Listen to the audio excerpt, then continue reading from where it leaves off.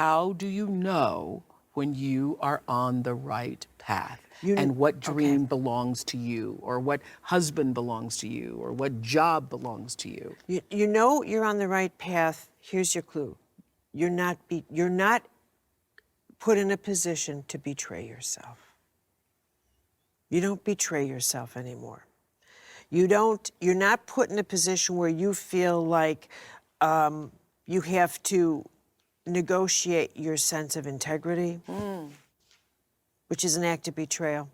Your heart, an act of betrayal. You don't feel like you have to compromise who you are. It feels right. You can fully, I got that. It's like if you're at a job, you know you're really gifted and talented.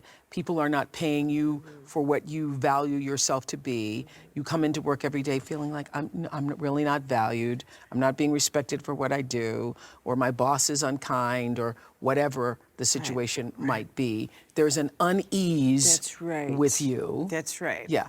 And so when you have more respect for yourself, put yourself in a position where you can, feel your sense of value or worth, Right. that turns around. That's right. And that's how you know. You know because you don't feel like this isn't costing me my power. This isn't costing me my psyche. This isn't costing me my soul. Okay, this is really good. This isn't costing me my sense of, I don't feel confused in some deep level. I'm not drained. I can be tired after a day's work, but I'm not psychically drained where I feel like I'm losing life. And losing myself. And losing myself. That's what a lot of people say, I'm losing myself. Okay. Why? Because I'm betraying myself in some way. What is the difference? Because I have a lot of married friends. I've interviewed a lot of people over the years who are married, and everybody talks about how difficult, how, it's work, a relationship is work, it's work, it's work. What is the difference between betraying yourself and compromising? Because that's what you have to do to get along. I'd say that a compromise, compromise is when you willingly, and out of love, say, that's it, all right, a little this, little that, little this, little that. But in a compromise, you don't go away feeling like I've betrayed myself. I've betrayed myself.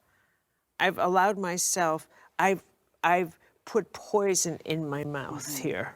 Okay, it goes back to exactly what you said earlier, that every choice is either going to enhance your spirit or it's going to drain your spirit. Right. So if you have been compromised to the point where you feel drained or depleted, then you've betrayed yourself. You have. I mean, and the numbers of times someone will say to themselves, I want to get out of this circumstance, but I'm too afraid to take care of myself.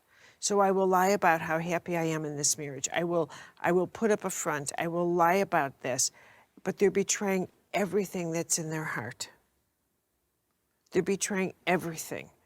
When they say to me, am I on the right path? Here's what's true. You're on your right path. You're just not managing it that well right now. You're never on the wrong path? You're never on the wrong path. You're just not managing it well. You're making choices that are harming you. And that's why it's hurting right now.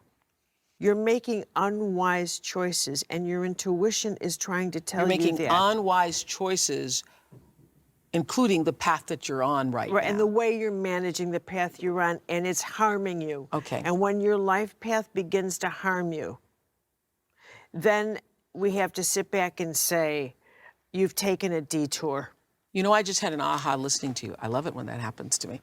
I've often thought that, and it's because of your use of the word betrayal, I've often thought, having experienced being betrayed by a close member of my family years ago, thinking that was the worst, that there's nothing worse than being betrayed.